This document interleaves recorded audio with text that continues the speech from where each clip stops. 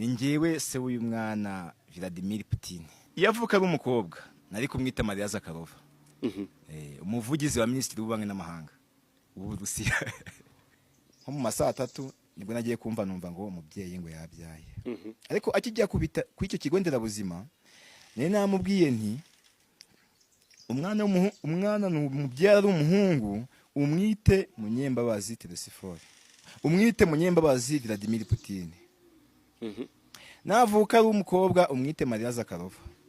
Ni kuko nje nitwa Munyembabazi Telesifore, ni ukuvana umwita Munyembabazi Vladimir Putin. Munyembabazi raba ari ryanjye, Vladimir Putin ari rya perezida w'Uburusiya. Yuko ndamukunda cyane kandi nawe uzi ko mukurikirana cyane mu bantu ntega amatwi kandi mfataho nk'ikitegererezo nk'umuntu w'intwari ko ari we wa mbere.